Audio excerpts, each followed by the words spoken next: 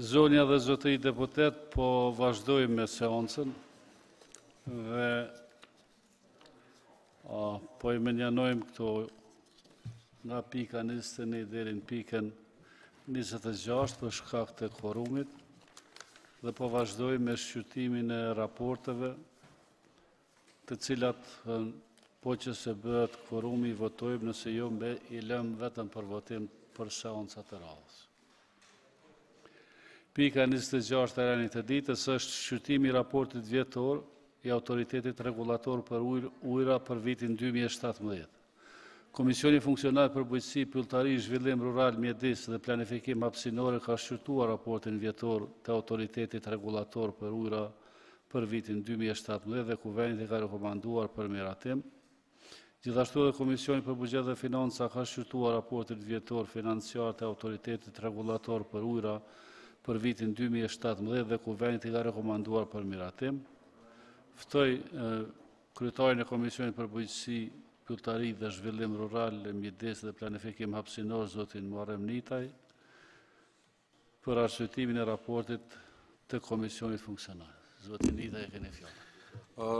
Zoti kryesues i seancës, raporti është miratuar më herët.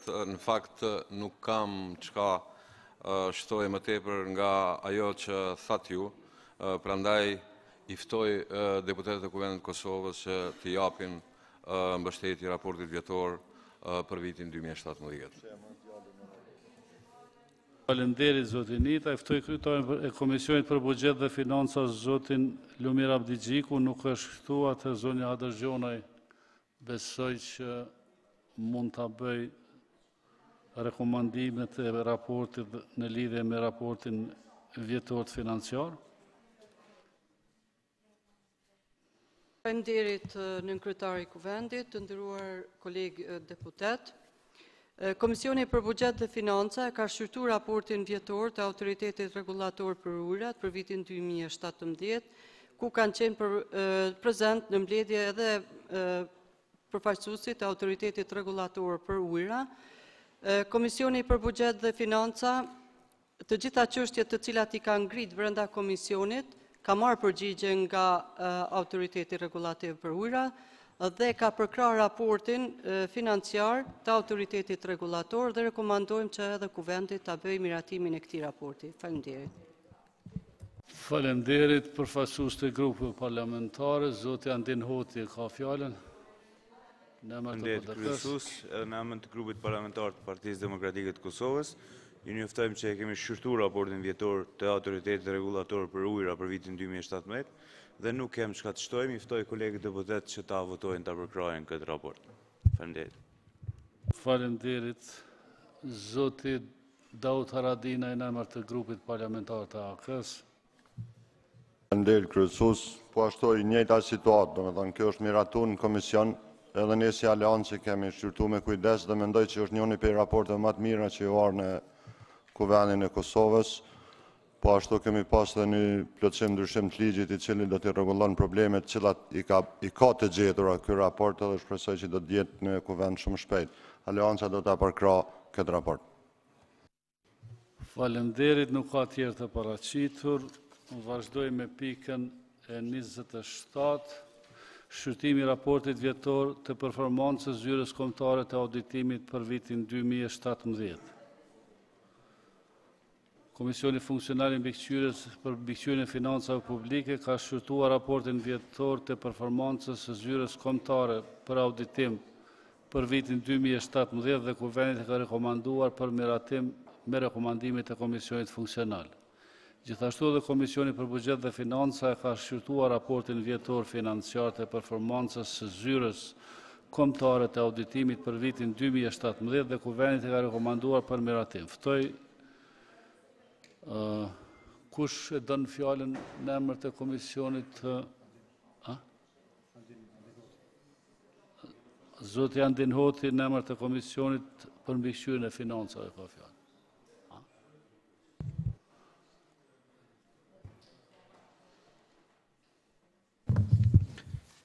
Faleminderit kryesues edhe një herë në emër të grupit parlamentar të Partisë Demokratike. Të komisionit, ne kemi dhënë vetëm kontributin tonë në komision për mbikëqyrjen e financave publike dhe i ftoj kolegët deputet që ta përkrajnë raportin vjetor të performancës dyhës kombëtare të auditimit për vitin 2017. Faleminderit. Zonja Safeta Dërgjona në emër të Komisionit për Buxhet dhe Financa. Faleminderit nën kryetar, të nderuar deputet. Komisioni për Buxhet dhe Financa ka shqyrtuar raportin vjetor të zyrës kombëtare të auditimit. Raporti vjetor është dorëzuar brenda afatit ligjor dhe sipas të dhënave të kërkuara. Raporti pasqyron të dhënat për buxhetin e miratuar, ndryshimet që kanë ndodhur gjatë vitit, si dhe të dhënat për shpenzimin e buxhetit sipas kategorive dhe nën kategorive ekonomike dhe klasifikimet në vitin paraprak.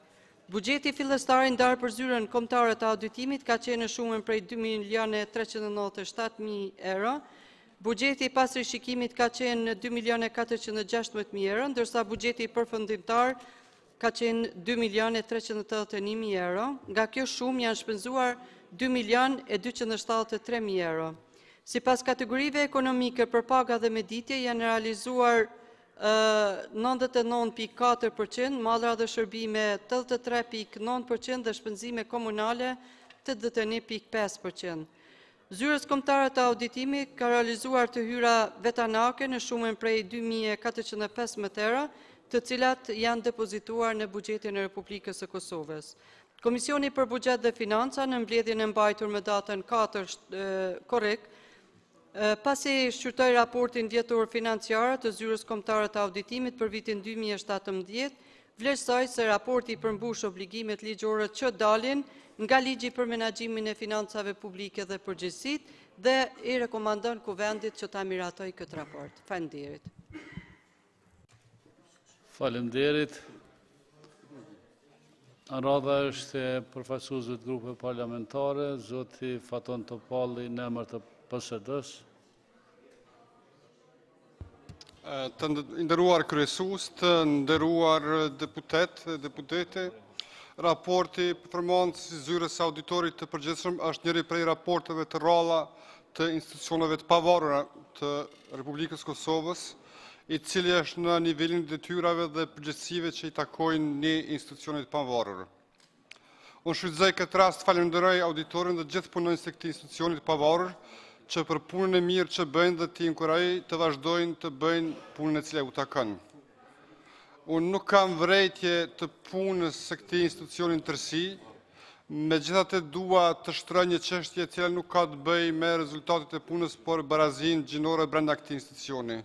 Në vitin 2015 thuhet në raportin e auditorit përgjithshëm për vitin 2017, numri i drejtoreshave në këtë institucion ishte 41.2%, ndërsa numri i drejtorëve 58.8%. Një vit më vonë, në vitin 2016, numri i drejtoreshave në këtë institucion është 36.8%, ndërsa numri i drejtorëve në përqindje 63.2%. Në vitin 2017, përqindja e drejtoreshave në këtë institucion është 29%, ndërsa i drejtorëve 71%. Nga raporti del që prej vitit 2015 deri në vitin 2017, jo vetëm që nuk është ngritur numri i grave drejtore, por ka shënuar një ngritje të vazhdueshme. Çështja e dytë, e cila dua të shtroj, ka të bëjë me raportimin për rekomandimet që jep auditori Qeverisë së Republikës së Kosovës, institucioneve të pavarura dhe komunave.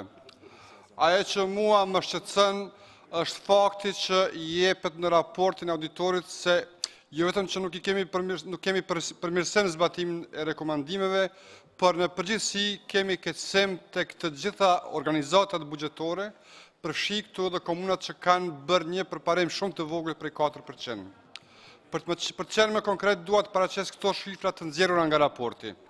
Në vitin 2016 janë zbatuar 28% e rekomandimeve në institucionet qendrore, ndërsa 37% kanë qenë në proces. 35% të rekomandimeve nuk janë adresuar fare. Nëse i bëjmë së bashku rekomandimet e pa adresuara dhe ato që janë në proces, në vitin 2016 në nivelin qendror 72% e rekomandimeve nuk janë zbatuar. Në nivelin e institucioneve të pavarura, sipas të njëjtës logjik, 72% e rekomandimeve nuk janë zbatuar, ndërsa në nivelin lokal 76% e rekomandimeve gjithashtu nuk janë zbatuar. Në vitin 2015, në nivelin qendror, mos zbatueshmëria e rekomandimeve është 62%, pra më mirë se në një vit më herët. Në nivelin e institucioneve të pavarura, mos zbatueshmëria e rekomandimeve ka shifrën 53%, që është shumë e lartë se në vitin 2016. Në vitin 2015, 80% e rekomandimeve për komuna nuk janë zbatuar fare. Kjo situatë do duhet të ishte shumë shqetësuese për qeverinë. Pavarësisht faktit se po flasim për shifrat që lidhen me qeverisjen e kaluar, problemet e implementimit të rekomandimeve mbeten shumë shqetësuese sepse vitet kalojnë ndërsa situata mbetet e njëjtë, pra e pandryshueshme. Zyra kombëtare e auditorit është instrumenti më i mirë që kemi në shërbim të qeverisjes së mirë. Bazuar në faktet e prezantuara, del se ky institucion sikur punon kot, pasi që deri më tani nga asnjëra prej qeverive të drejtanishme nuk është marrë seriozisht me çështjen e zbatimit të rekomandimeve. Kuvendi i Kosovës, duke pas parazysh rezultatet që prezanton auditori i përgjithshëm, ka mjaft fakte për të detyruar qeverinë të ndërmarrë hapa konkret për implementimin e rekomandimeve. Ndryshe ne i paguajmë kot 2 milion euro në vit për auditim dhe humbasim 10 miliona qindra të tjerë për shkak të mosbatimit të rekomandimeve. Faleminderit.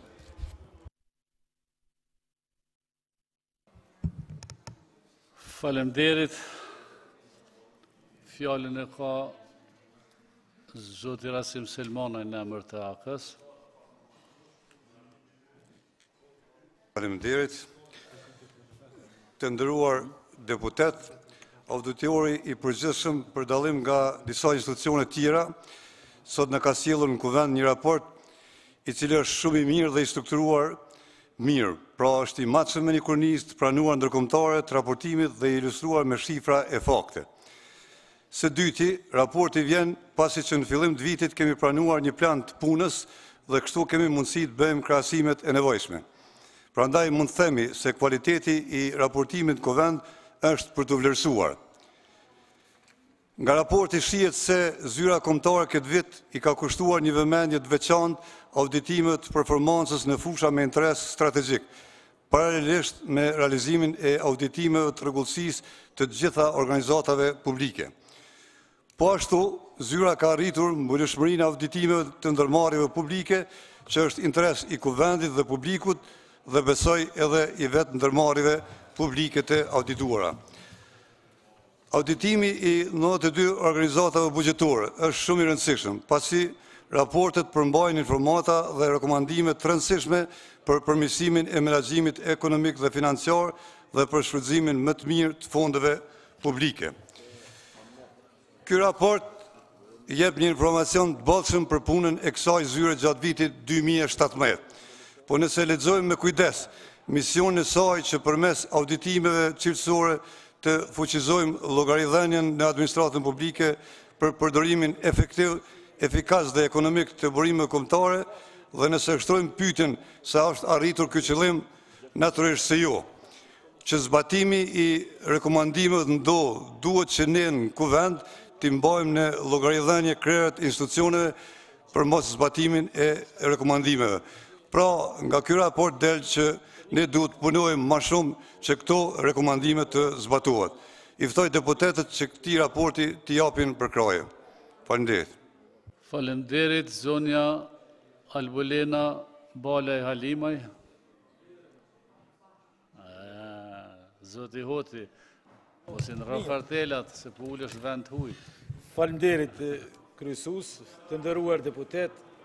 Grupi parlamentar Nisma Socialdemokrate ka trajtuar në gjitha analizat e saj raportin vjetor të zyrës kombëtare të auditimit. Duam të theksojmë se ky raport është i konstruktuar mirë, përmban fakte, po ajo që kisha dashur me ngritje dhe me trajtu këtu është që ende raporti konstaton të metën e menaxhimin e financa publike dhe në sistemin e prokurimit publik. Ajo që është më shqetësuese është që rekomandimet e cilat i nxjerr ky raport, auditori i zyrës kombëtare për organizatat bugjetore në të gjitha nivelet nuk zbatohen nga organizatat bugjetore dhe për me keq mendoj se edhe sistemi i drejtësisë ende nuk ka marrur veprime dhe ky raport nuk po trajtohet siç duhet dhe nuk është bërë një piknisje do të thoja për institucionet e cilat duhet të jenë në krye të detyrës për të siguruar një menaxhim të financa publike real sipas ligjeve në fuqi dhe për të përmirësuar punën e sistemit të prokurimit publik në të gjitha organizatat bugjetore.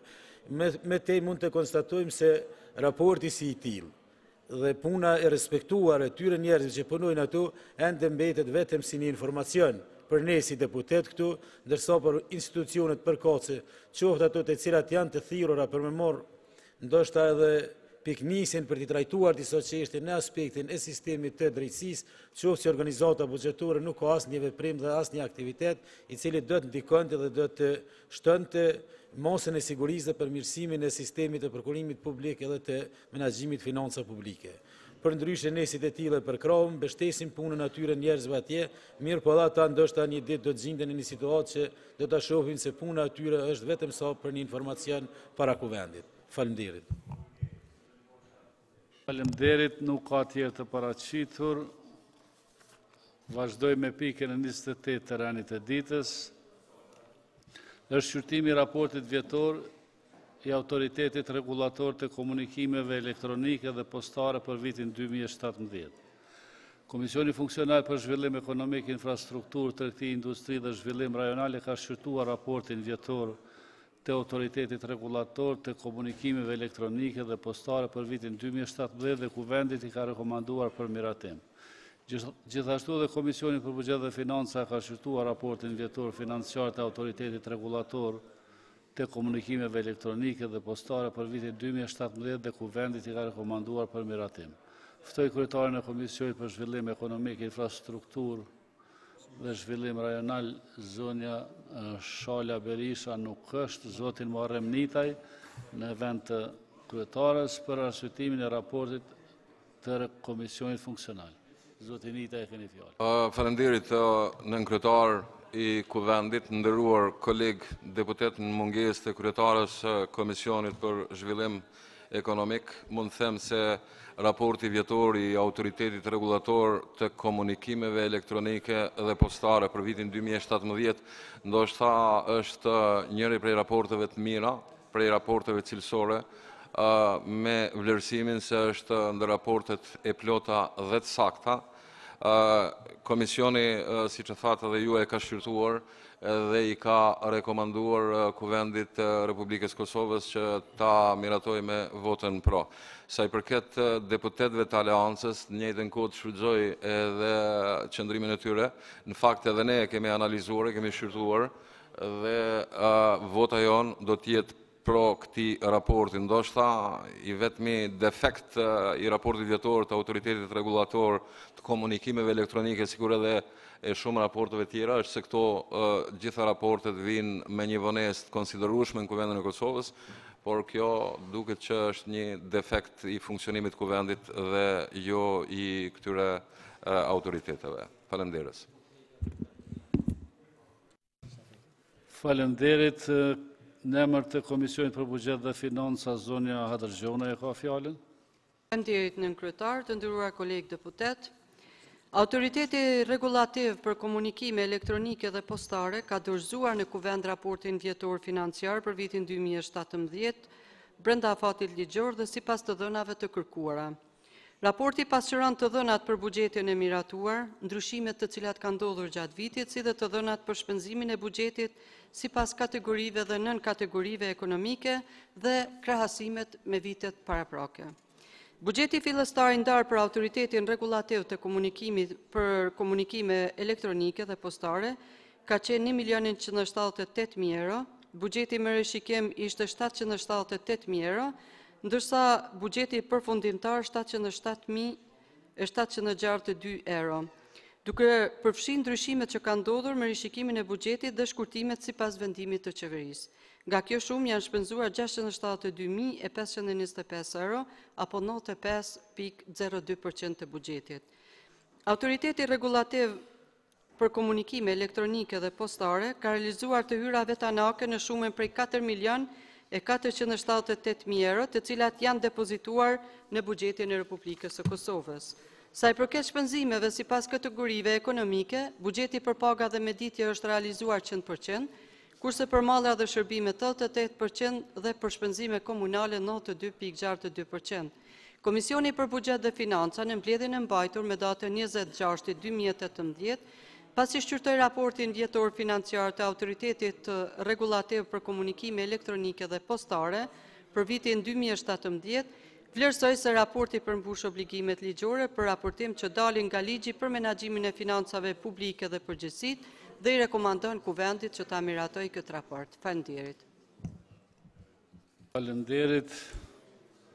Radha është e diskutuesve në emër të grupeve parlamentare, në emër të grupit parlamentar të PDK-s ka fjalën kryetari i grupit zoti Memli Krasniqi.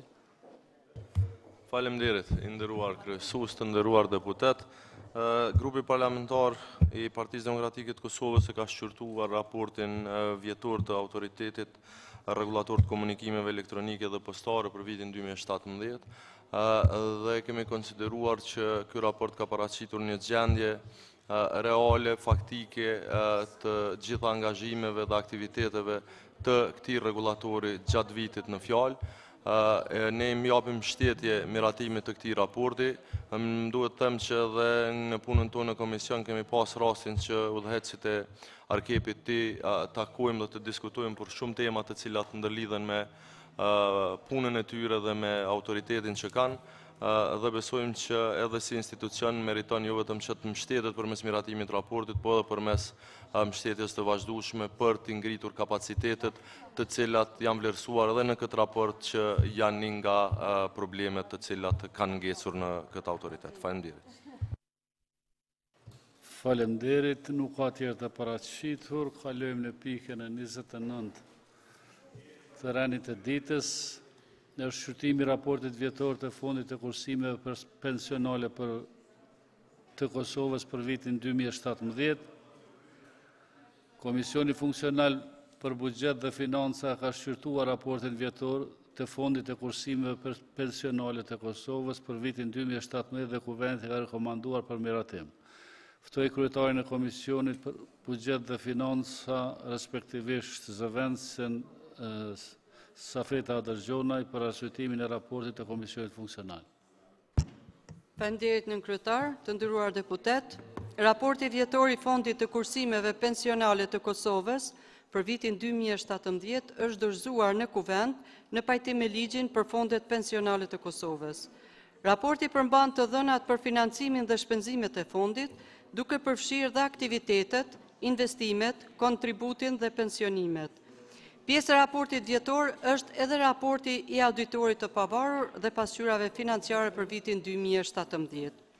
Komisioni për Buxhet dhe Financa në mbledhjen e mbajtur me datën 18/7/2018 shqyrtoi raportin vjetor të Fondit të Kursimeve Pensionale të Kosovës për vitin 2017 dhe vlerësoi se raporti përmban informacionet që kërkohen sipas ligjit, ku jepen informacione për investimin, sigurinë e fondit pensional, shumëllojshmërinë e investimit, fitimin maksimal në përputhje me sigurinë e fondit pensional dhe mirëmbajtjen dhe likuiditetin adekuat, gjë që tregon edhe performanca pozitive në kthimin e mjeteve të investuara në vlerë nominale prej 102.6 milion euro. Raporti përmban edhe të dhënat për shpenzimet operacionale të fondit në përputhje me buxhetin e miratuar për vitin përkatës.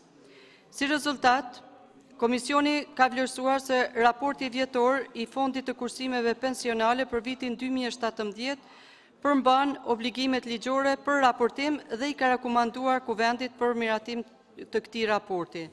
Një çështje tjetër të cilën dëshirojmë të informojmë Kuvendin ka të bëjë me vendimin e bordit për nivelizimin e pagave të stafit menaxherial të fondit me pagat të stafit të ngjashëm të Bankës Qendrore të Kosovës. Sipas rekomandimeve të Kuvendit, me rastin e shqyrtimit raportit vjetor në vitin 2016, Komisioni për Buxhet dhe Financa ka komunikuar në fakt me bordin drejtues dhe ju ka drejtuar një shkresë për zvoglimin e këtyre pagave, respektivisht për harmonizimin e pagave të stafit menaxherial të fondit me ato të Bankës Qendrore të Kosovës. Në përgjigje të kësaj kërkese të komisionit, bordi ka njoftuar me shkrim se ka bërë nivelizimin e pagave të stafit menaxherial të fondit sipas kërkesave të Komisionit për Buxhet dhe Financa dhe ky harmonizim është bërë me stafin e Bankës Qendrore të Kosovës. Kjo është komunikuar edhe gojarisht nga kryesuesi i bordit me rastin kur ky ka paraqitur arsyeshmërinë e raportit të fondit në mbledhjen e Komisionit për Buxhet dhe Financa. Faleminderit. Faleminderit. Grupet parlamentare, dëshon dikush fjalën? Zonja Safeta dërgjon në emër të grupit parlamentar. Faleminderit nën kryetar. Raporti i Fondit të Kursimeve Pensionale për vitin 2016 është në harmoni me ligjin që rregullon fushëveprimtarinë e këtij institucione. Është raporti detalizuar dhe përmbajtësor. Nga raporti vrem se në vitin 2017 ka kthim nga mjetet e investuar për 102.6 milion euro, me një vlerësim neto të çmimit të njësisë për 6.5%. Investimet e Fondit të Kursimeve Pensionale të Kosovës në vitet e fundit kanë pasur kthim pozitiv në 9 vitet e fundit në vlerë 464.8 milion euro, ose me një rritje të çmimit të njësisë për 70.2%. Fondi ka pasur nën menaxhim në fund të vitit 2017 1.634 milion euro, kurse rritja neto gjatë vitit ka qenë 216 milion euro. Numri i kontribuesve aktiv gjatë vitit 2017 ka qenë 591.527 kontribues, ku shohim se llogaritë të reja të hapura në vitin 2017 kanë qenë 49.688 llogari. Sipas raportit që kemi në shqyrtim, Fondi i Kursimeve Pensionale ka investuar në tregjet financiare globale 90.3% të mjeteve nën menaxhim, kurse ekspozimi në Kosovë është 9.7%. Më gëzon fakti që deri me tani ka pasur stabilitet në tregjet financiare ndërkombëtare dhe ka pasur kthim pozitiv të këtyre mjeteve. Një trondritje e lehtë e tregjeve financiare ndërkombëtare padyshim që do të reflektoj edhe në mjetet tona, siç ka ndodhur në vitet e krizës financiare ndërkombëtare gjatë viteve 2008-2009, kur kemi pasur kthim negativ të mjeteve të investuara. Nga raporti shohim se investimet janë bërë në 40 shtete, përfshirë këtu edhe Afrikën, Azinë dhe shumë vende të tjera. Mjetet tona, pra kursimet tona, qarkullojnë në 40 shtete të botës me një përqindje shumë e vogël e këtyre mjeteve qarkullon në vendin tonë, sepse kështu e ka paraqarë dhe ligji. Mendoj se është koha të mendohet me më seriozitet për mundësinë e qarkullimit të këtyre mjeteve në Kosovë e në të njëjtën kohë të ruhet vlera e mjeteve të fondit. Ne kemi një shkallë të ulët të zhvillimit ekonomik me një disbalans të madhe në mes të eksportit dhe importit, si pasojë e nivelit të ulët të prodhimtarisë vendore, e në anën tjetër, miliona euro të privatizimit dhe të kursimeve pensionale qarkullojnë jashtë vendit, ku ne po kontribuojmë në zhvillimin ekonomik të vendeve tjera e nuk po kontribuojmë me mjetët tona në zhvillimin e vendit tonë. Në disa faqe të raportit shohim të shkruar se ne po investojmë në të ardhmen. Si po investohet në të ardhmen me këto mjete, ku të gjitha mjetet qarkullojnë në tregjet ndërkombëtare. Nëse shikojmë demografinë e kontribuesve, vrem se vazhdon trendi i njëjtë. 68.8% e kontribuesve janë meshkuj, kurse 31.2% të kontribuesve janë femra. Kosova duhet të ketë politika që stimulojnë punësimin e grave dhe vajzave në Kosovë. Për shpenzime operacionale, Fondi i Kursimeve Pensionale ka shpenzuar 1.181.000 euro, ku 760.852 euro apo 64% të mjeteve janë shpenzuar për pagat e stafit dhe të bordit.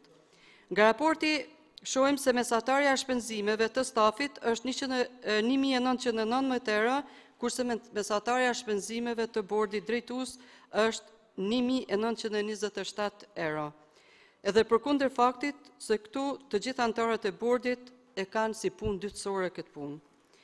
Këtij raporti është bashkangjitur edhe raporti i auditorit, ku auditori ka dhënë opinion se pasqyrat financiare japin një pasqyrë të drejtë në të gjitha aspektet materiale dhe se dhe pasqyrat financiare janë përgatitur në përputhje me standardet ndërkombëtare të raportimit financiar.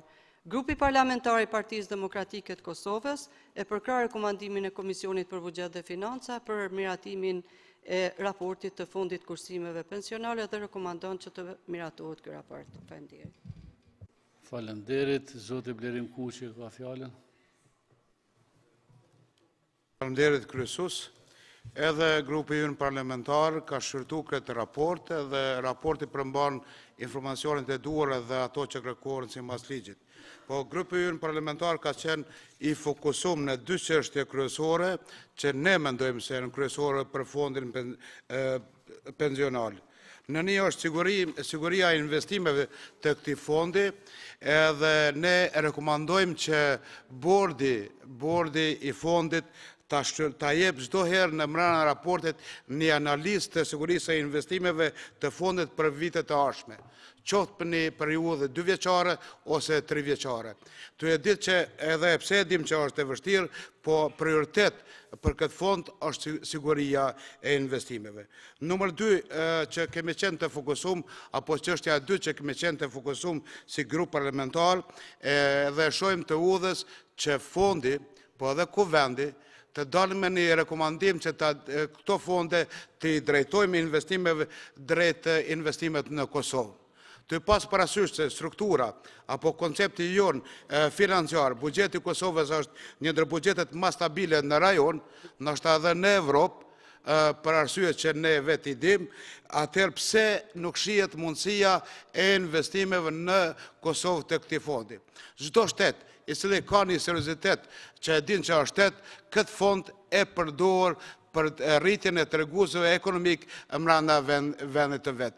Është koha edhe momenti i duhur që edhe ne ta shërtojmë këtë mundësi, duke i rekomanduar bordit edhe fondit që investimet e ardhshme të jepni planifikim për investime në Kosovë. Ne shpesh marrim kredi të buta edhe kredi zhvillimore me kushtet të cilat ky fond i jep investuesve të tjerë jashtë Kosovës. Atëherë pse nuk është një praktikë e tillë edhe ky fond të hyjë në raporte me shtetin ton për të investuar në Kosovë. Sidomos kjo analiza e riskut duhet të bëhet për vit të ardhshme. Si vjet, për shembull, është një treg jo shumë i sigurt, edhe nuk e di ky raport çfarë do të jetë për vitin 2018. Trendet janë të tilla që risku vitin 2018 do të jetë shumë më i madh se vitin 2017. Atëherë pse mos të bëhet një analizë edhe për vitin 2019? Është momenti i duhur edhe përmes komisionit që Komisioni për Buxhet dhe Financa ta jep një rekomandim, ta jep një propozim për shfrytëzimin e këtij fondi në një prioritet risku, në 2 prioritet investimet e këtij fondi në Kosovë. Ju falenderit. Faleminderit. Zoti Hoti ka fjalën. Faleminderit kryesues, të nderuar deputet, grupi parlamentar Nisma Socialdemokrate ka trajtuar raportin e fundit e kursime pensionale dhe nuk du t'i përsëris parafolësit, por ajo që vlen me e theksu, do të dëshiroj të them se më shqetëson qasja e mos angazhimit fare të këtij bordi që me gjetë në mënyrë analitike dhe shumë vlerësuese një mundësi se si këtu investimet kthehen në vend. Kjo është shqetësuese se vit pas viti nuk kemi asnjë çështje, asnjë ndryshim nga politikat e ndjekura deri më tani. Prandaj ne bëjmë thirrje, ashtu siç tha dhe zoti Kuçi, që Komisioni për Buxhet dhe Financat i rekomandoi, por edhe kuvendi këtij fondi që të hartohet një projekt, një plan i cili do të mundsonte mundësi investimi brenda në vend, sepse për ndryshe ne nuk mund të quajmë dhe nuk mund të pranojmë se ky fond po bën një zhvillim ekonomik. Faleminderit. Faleminderit. Zoti Aradina e ka fjalën. Faleminderit kryesues. Në fakt, unë jam ekspert i ekonomisë, veç që është tepër shqetësuese, domethënë kur e dim që në Kosovë bankat japin me kamata deri 11-17%, ndërsa Kosova i posedon rreth 1,5 miliardë euro jashtë Kosovës edhe shiten me 1%. Unë mendoj që edhe si parlament, po pse mos me thonë edhe me eftu edhe Ministrin e Financave, qoftë një interpelancë ose ne të kemi edhe debat parlamentar, po ashtu Komisioni për Buxhet dhe Financa që t'i nxjerrim disa konkluzat, kërkojmë për ekzekutivit të ndërmarrin masat që këto mjetet kthehen në Kosovë. Sepse absolut nuk ka logjik kur e dim për shkak çfarë gjendje ekonomike është në Kosovë, ndërsa këto mjete, siç e tha deputeti Adër Gjonaj, për shkak janë të investuar në shtetet afrikane. Ne kemi ma shumë nevojë këtu me konë këto mjete, edhe ne ta kryjmë detyrën tonë si parlament, të kërkojmë për ekzekutivit që të vepron edhe ato fondet kthehen në Republikën e Kosovës. Faleminderit shumë. Faleminderit. Nuk ka tjerë të paraqitur, po vazhdojmë me pikën e 30 të renit të ditës. Shqyrtimi i raportit vjetor të radio-televizionit të Kosovës për vitin 2017, Komisioni Funksional për Administratë Publike, Qeverisje Lokale dhe Media e ka shqyrtuar raportin vjetor të radio-televizionit të Kosovës për vitin 2017 dhe Kuvendi ka rekomanduar për miratim. Gjithashtu dhe Komisioni për Buxhet dhe Financa ka shqyrtuar raportin vjetor financiar të radio-televizionit të Kosovës për vitin 2017 dhe Kuvendi ka rekomanduar për miratim. Ftoj kryetarin e Komisionit për Administratë Publike, Qeverisje Lokale dhe Media, Zotin Najt Asani, për arsyetimin e raportit të Komisionit Funksional. Zoti Asani, keni fjallë. Faleminderit nën kryetar, përshëndetje për kolegët. Komisioni për Administratë Publike, Pushtet Lokale dhe Media ka shqyrtuar raportin e Radio-Televizionit të Kosovës për vitin 2017 me datën 22/6/2018. Ka analizuar këtë raport dhe të gjeturat që janë në raport janë në konform gjithë aty në rregullave që Radio-Televizioni i Kosovës ka vepruar, ka punuar, me gjithë buxhetin që e ka pas, ka arritur objektivet për cilët dhe është aty edhe bordi, po neve na duhet që ky raport me disa sugjerime që duhet miratohet për në seancë dhe të jepet mundësi dhe vrejtë të tjera që i ka, po ashtu që i kemi dhënë të miratohen. Prandaj po kërkoj nga kolegët që ky raport për Radio-Televizionin e Kosovës, të cilën jemi në procedim edhe të ligjit për Radio-Televizionin e Kosovës, është në qeveri, presim që na kthehet shpejt, ta miratojmë edhe atë ligj që të japim mundësi që Radio-Televizioni i Kosovës të jetë konkurrent me televizionet tjera në Kosovë dhe në rajon. Faleminderit. Faleminderit. Ftoj zonin Safeta Adër Gjonaj, nën kryetare e Komisionit për Buxhet dhe Financa, për arsyetimin e raportit me rekomandim në lidhje me raportin vjetor financiar. Faleminderit nën kryetar, të nderuar deputet. Radio-Televizioni i Kosovës ka dorëzuar në Kuvend raportin vjetor financiar për vitin 2017, sipas të dhënave të cilat i kërkon ligji i radio-televizionit. Raporti pasqyron të dhënat për buxhetin e miratuar, të dhënat për shpenzimet e buxhetit, sipas kategorive dhe nën kategorive ekonomike dhe të hyrat e realizuar të këtij institucioni për vitin 2017.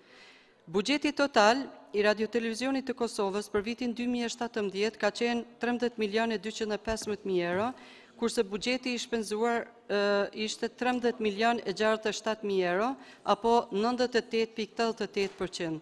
Sa i përket burimit të hyrave nga buxheti i Kosovës, ka qenë 11 milion euro, të hyrat nga marketingu kanë qenë 1.973.000 euro, ndërsa të hyrat tjera 241.707 euro. Buxheti i shpenzuar sipas kategorive ekonomike është si në vijim. Shpenzimet për paga dhe meditje janë realizuar 100%, mallra dhe shërbimet janë realizuar 121%, kemi një tejkalim të shpenzimeve në këtë kategori për 21.95%, ndërsa buxheti realizuar për kategorinë shpenzime komunale është 81.51% dhe investime kapitale, për investime kapitale buxheti është i shpenzuar 50.91%. Komisioni për Buxhet dhe Financa në mbledhjen të cilën e ka mbajtur dhe ka shqyrtuar këtë raport, ka ngritur disa çështje të cilat kanë të bëjnë me shpenzimet e këtij institucioni, siç janë shpenzimet për produksionet e pavara, shpenzimet e kontraktuara për korrespondent të jashtëm. Po ashtu është kërkuar sqarim edhe për numrin e madh të punëtorëve, i cili numër po shkon gjithnjë duke u rritur në këtë institucion, domethënë nga viti në vit. Përfaqësuesit e Radio-Televizionit të Kosovës kanë dhënë sqarime për gjitha këto çështje të cilat janë ngritur nga deputetët antar të këtij komisioni dhe në fund komisioni me datën 18 shtatit e ka vlerësuar se raporti i përmbush të gjitha obligimet të cilat parashihen me ligj për të raportuar dhe i ka rekomanduar kuvendit që të miratoj këtë raport të Radio Televizionit të Kosovës. Faleminderit. Faleminderit, fjalën e ka zoti Zonja Shqipe Pantina. Faleminderit kryesues, ndonë se në dukjet parë, raporti i RTK-s duket që është më i mirë, sepse është më ngjyra, kanë bën formë të përmbledhur, por në fakt kur e sheh përmbajtjen për fat keq ajo mbetet pothuajse e ngjashme me atë të viteve të mëhershme, ndonë se duhet përshëndetur disa përpjekje të bordit në veçanti për të bërë disa ndryshime, gjithsesi përmirësime në punën e RTK-s. Por për fat të keq, Radio Televizioni i Kosovës ende nuk drejtohet nga njerëz profesionist, por ai drejtohet nga politika. Edhe përderisa vazhdon të drejtohet nga politika, gjendja aty nuk ka për të ndryshuar dhe do vazhdoj të mbetet e njëjtë. U tha edhe nga Komisioni për Buxhet dhe Financa që ka pasur, do thot vazhdon të ketë keq përdorim të buxhetit, ku linjat për paga me ditje, gjithsesisht ato për mallara dhe shërbimet te kalojnë parashikimin, përderisa asnjëherë nuk kanë arritur që as ti planifikojnë si duhet, e aq më pak të shpenzojnë si duhet ta zëm pjesën që i dedikohet investimeve kapitale.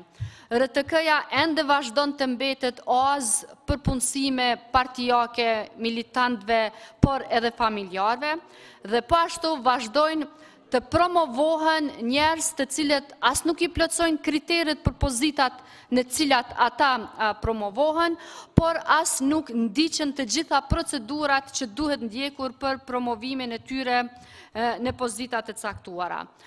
Kohëve të fundit, RTK-ja po ashtu çdo herë më shumë po përdoret hapësira e saj më shumë për promovime personale, qoftë të deputetëve të ndryshme apo të drejtuesve të RTK-s, sësa një hapësirë e cila i dedikohet interesit publikut.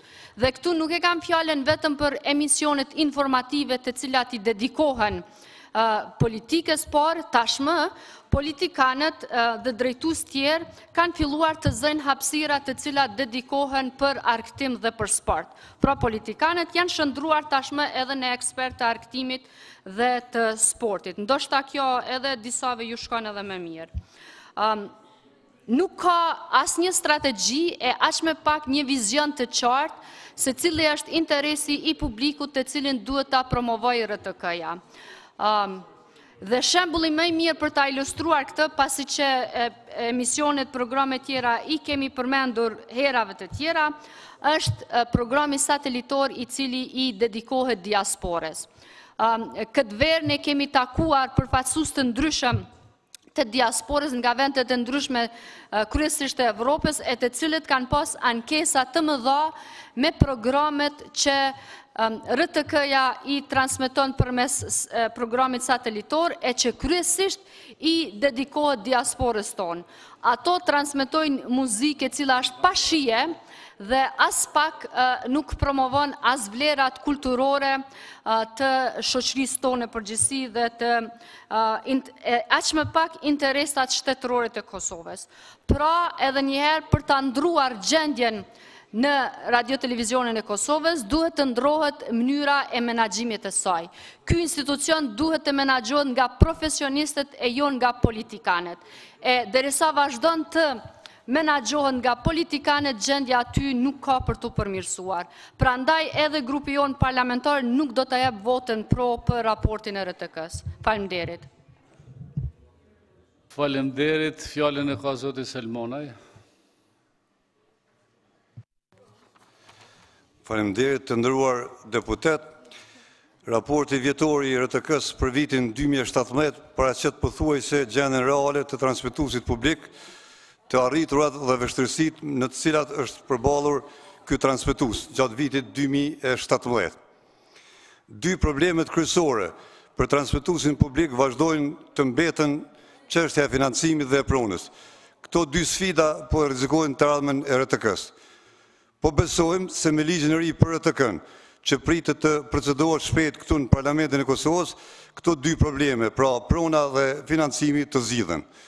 Po ashtu me ligjin e ri do të krijohen kushte për pavarësinë editoriale të transmetuesit publik dhe për gjithë këto kritika dhe pakënaqësi që po shprehen jo vetëm këtu në Parlament, por në përgjithësinë publik.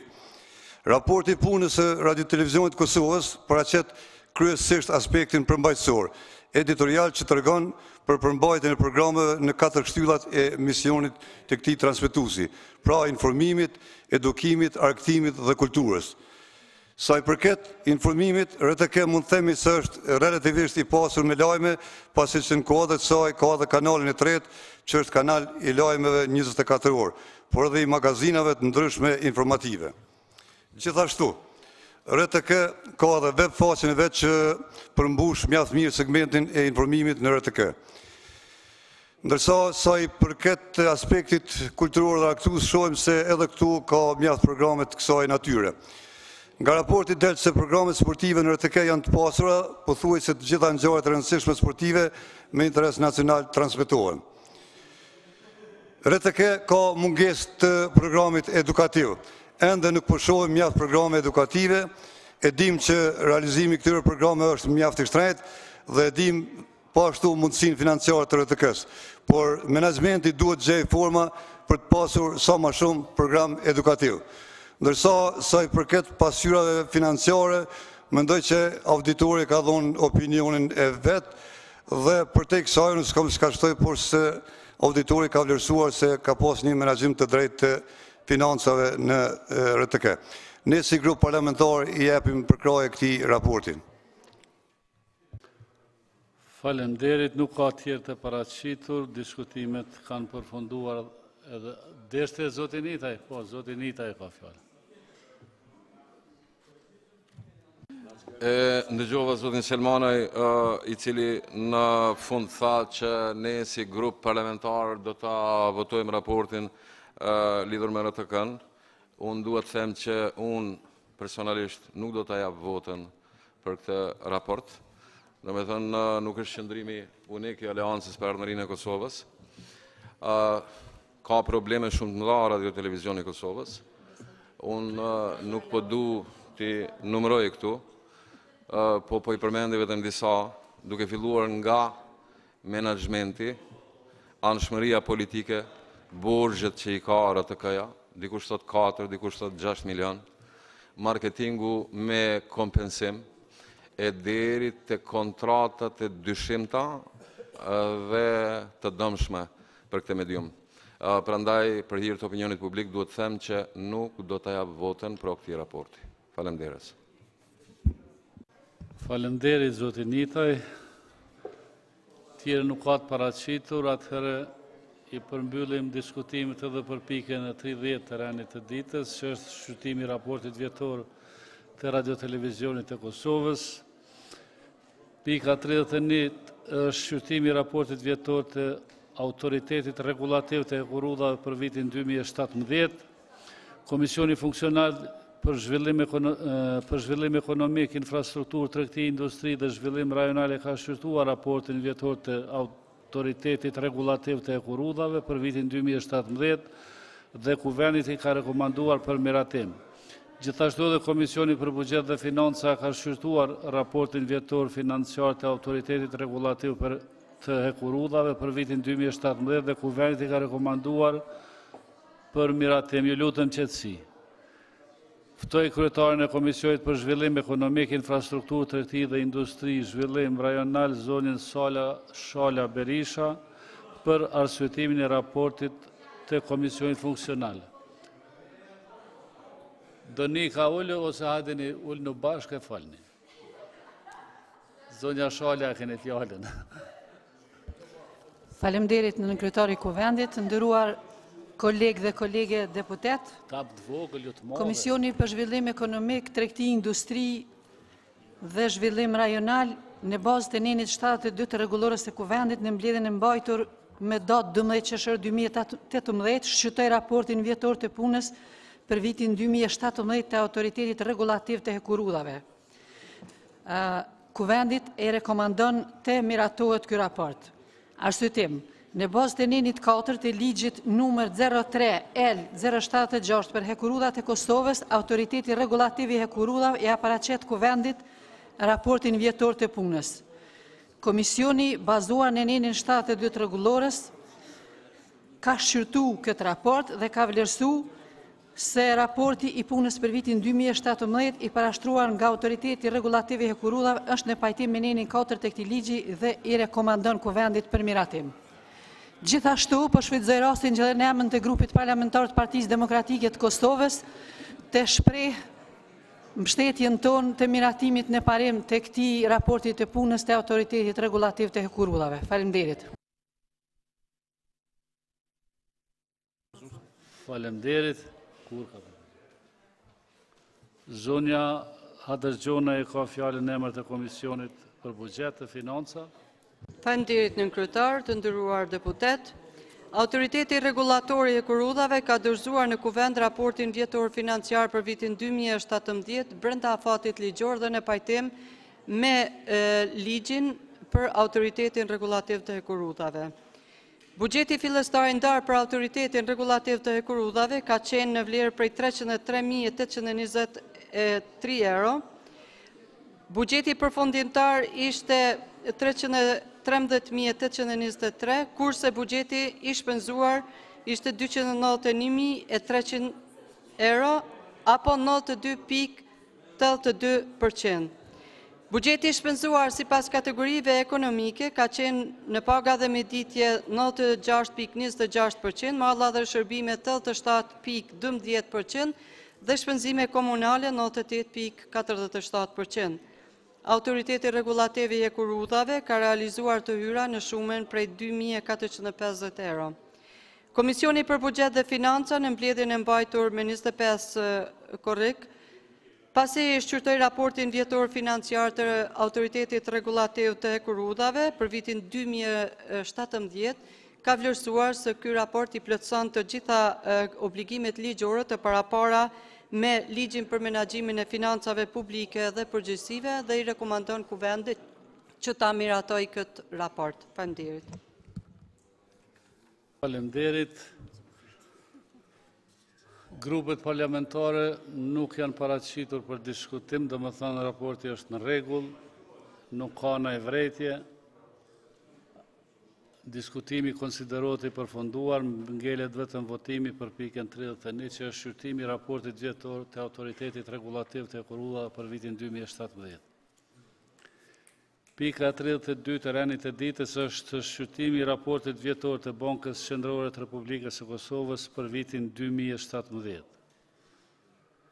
Komisioni Funksional për Buxhet dhe Financa ka shqyrtuar raportin vjetor të Bankës Qendrore të Republikës së Kosovës për vitin 2017 dhe Kuvendit i ka rekomanduar për miratim. Ftoj guvernatorin e Bankës Qendrore të Republikës së Kosovës, zotin Fehmi Mehmeti, që para deputetëve të Kuvendit të paraqes dhe arsyetoj raportin vjetor të Bankës Qendrore të Republikës së Kosovës për vitin 2017. Zoti Mehmeti, keni fjalën.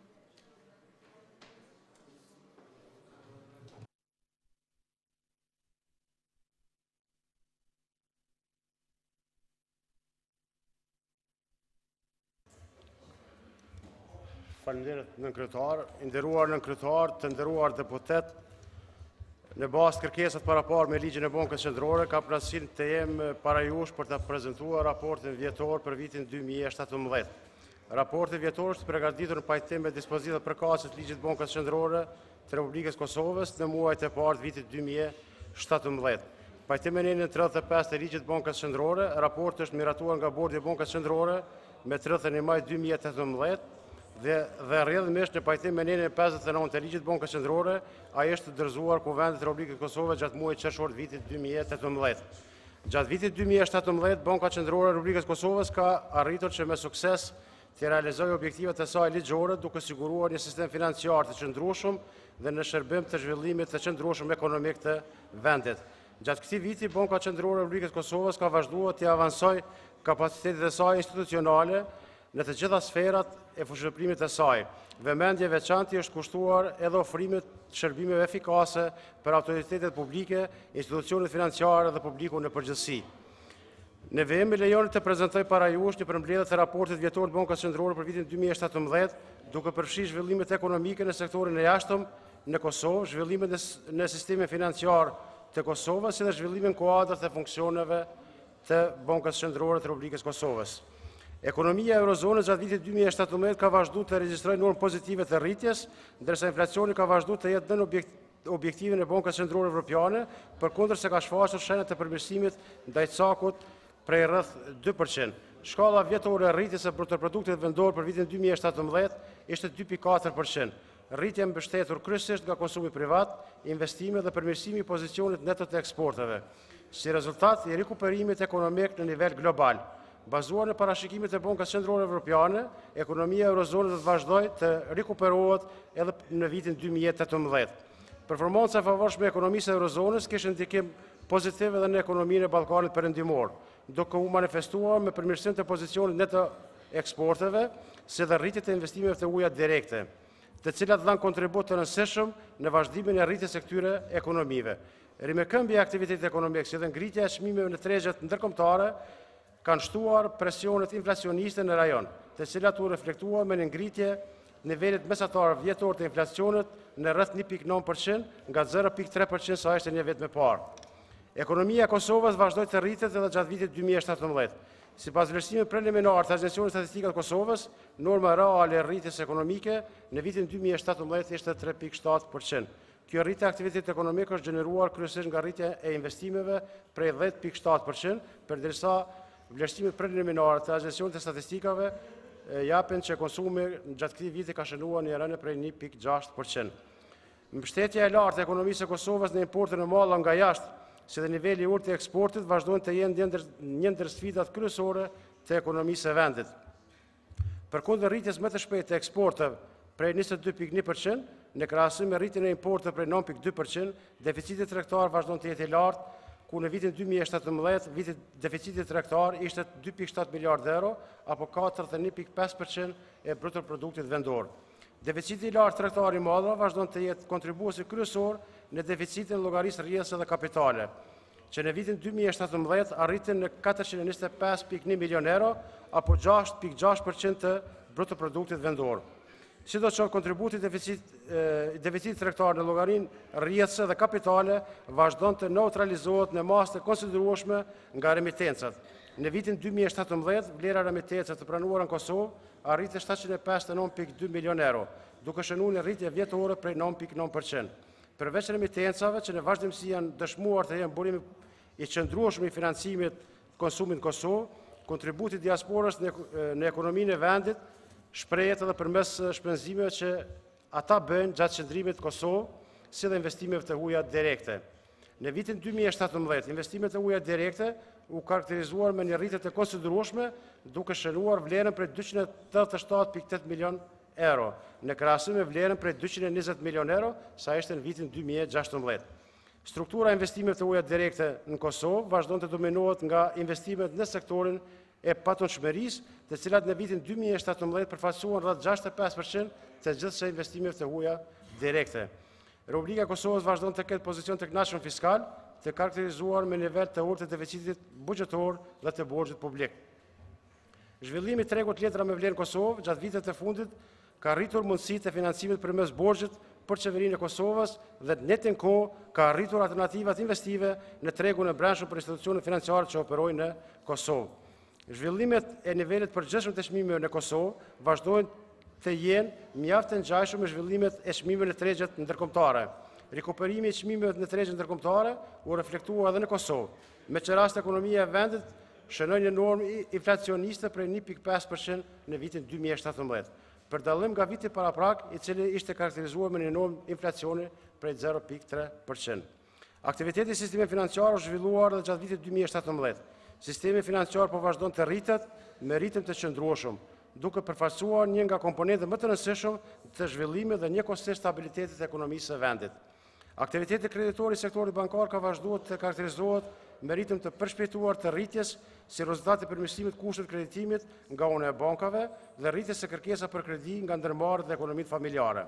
Në vitin 2017, vlera gjithësaj e kredive arritën në 2.5 miliard euro, që paraqet një rritje vjetore prej 11.5%.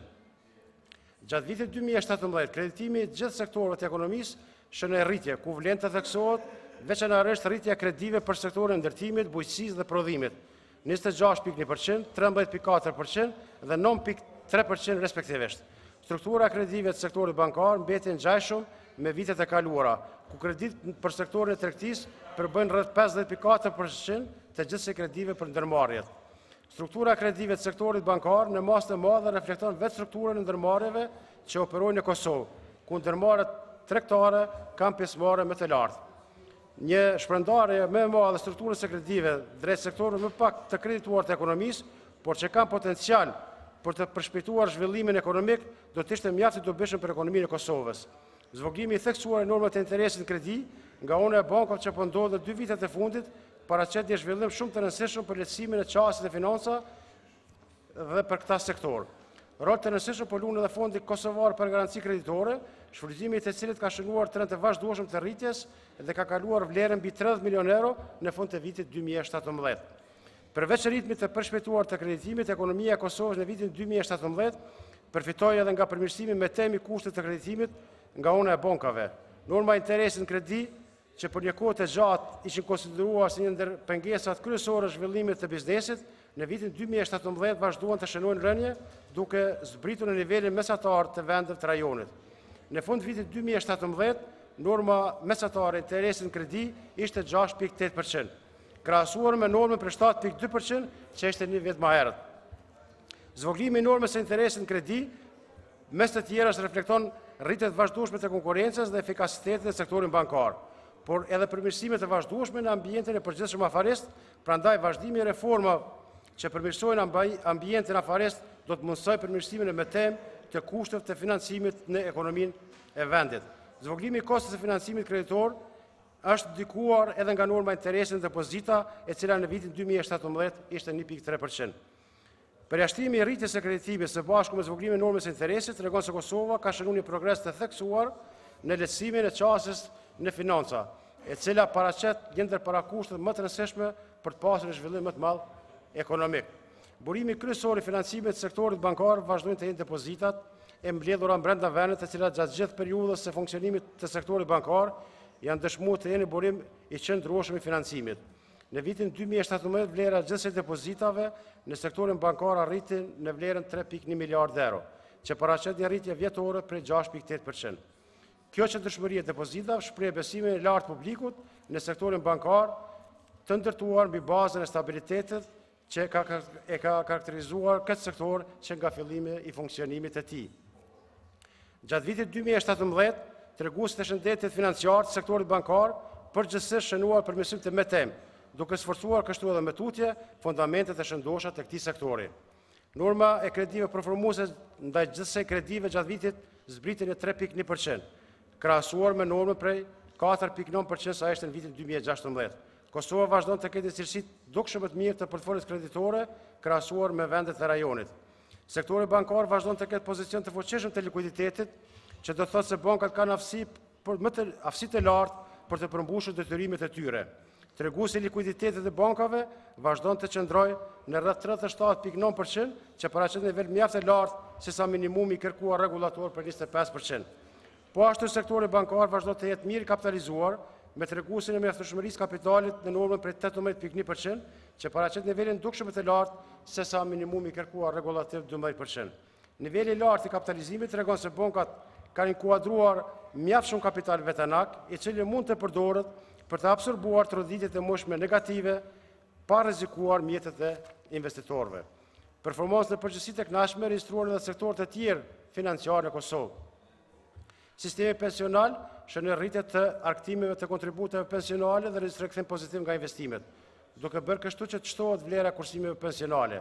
Vlera e përgjithshme e asenteve të sektorit pensional arriti 1.65 miliard euro, me një rritje prej 16%. Sa i përket sektorit të sigurimeve, vlera gjithsej primeve të shkruara bruto në vitin 2017 shënon një rritje prej 3.9%. Përderisa në të njëjtën periudhë gjithsej dëmet e paguara nga kompanitë e sigurimit dhe Biroja Kosovare e Sigurimit shënuan një rritje vjetore prej 17.8%. Sektori i sigurimit në këtë vit regjistroi performancë pozitive, për dallim nga vitet paraprake ku karakterizohej me humbje. Përmirësimi i performancës në masë të madhe reflekton masat rregullatore të ndërmarrë dhe mbikëqyrëse nga Banka Qendrore e Republikës së Kosovës dhe përmirësimin e praktikave të menaxhimit të kompanive të sigurimit. Sektori mikrofinanciar dhe jo bankar vazhdoi të shërbejë si burim i rëndësishëm i financimit, sidomos për ndërmarrjet e vogla dhe ekonomitë familjare. Në vitin 2017 vlera gjithsej kredive të këtij sektori arriti 143.9 milion euro, që paraqet me një rritje prej 32.1%. Norma mesatare e interesit në këtë sektor arriti 22.6%. Për vitin 2018, parashikimet e Bankës Qendrore sugjerojnë se norma reale e rritjes ekonomike do të lahet nga 4.2 në 4.4%. Bazë kryesore e rritjes pritet të jenë investimet, të cilat parashihet të shënojnë rritje reale prej 10.1%. Bazuar në parashikimet për rritjet e investimeve publike 25.8% dhe investimet private 5%. Në vazhdim e lejoni t'ju paraqesni përmbledhjet e aktivitetit kryesor të Bankës Qendrore për vitin 2017. Në cilësinë e regulatorit financiar, Banka Qendrore e Republikës Kosovës gjatë vitit 2017 ka bërë një punë të vazhdueshme në avancimin e legjislacionit sekondar dhe në harmonizimin e këtij legjislacioni me direktivat e Bashkimit Evropian dhe me standarde ndërkombëtare, duke krijuar kështu një kornizë regulative që promovon zhvillim të shëndosh të sistemit financiar. Në këtë kuadër vlen të theksohet aktivitetet lidhur me parafrimin e kornizës regulative për mbikëqyrjen e bankave me kornizën e Bazelit dhe mbikëqyrjes së sigurimeve me solvencën ne. Në funksion të sigurimit të një procesi të licencimit financiar transparent, gjithëpërfshirës, Banka Qendrore e Republikës së Kosovës gjatë vitit 2017 ka rishikuar politikat, procedurat dhe praktikat e licencimit dhe regjistrimit për gjitha institucionet financiare në mënyrë që të siguron një kornizë dinamike, efikase dhe të strukturuar të licencimit dhe regjistrimit të institucionet financiare. Si rrëdhoi numri institucioneve financiare të licencuara nga Banka Qendrore, në vitin 2017 ka shënuar rritje, duke kontribuar kështu në rritjen e konkurrencës të tregun financiar. Banka Qendrore e Republikës së Kosovës ka vazhduar të bëjë mbikëqyrjen e të gjitha institucioneve financiare që operojnë në Kosovë për të siguruar operimin e tyre në përputhje me ligjet dhe kornizën ligjore në fuqi. Banka Qendrore e Republikës së Kosovës ka vazhduar të ofrojë institucioneve shtetërore, institucione financiare dhe publiku të gjerë shërbime përkatëse bankare, si dhe ka siguruar një ofertë kualitative dhe kuantitative të parave të gatshme. Po ashtu kemi vazhduar të ofrojmë infrastrukturë efikase financiare duke siguruar një sistem efikas të sigurt dhe të qëndrueshëm të pagesave ndërbankare. Rritja vazhdueshme e vlerës së transaksioneve përmes këtij sistemi, përveç që reflekton rritjen e aktivitetit ekonomik, flet edhe për rëndësinë e këtij sistemi në rritjen e formalitetit në ekonominë e vendit, duke zëvendësuar pagesat me para të gatshme. Menaxhimi i mjeteve që janë në përgjegjësinë e Bankës Qendrore ka vazhduar të bëhet përmes investimeve në institucionet financiare që hyjnë në kategorinë e instrumenteve të sigurta, likuide dhe me një vlerësim kreditor superior. Në shërbim të informimit të rregullt të publike dhe autoritetet vendimore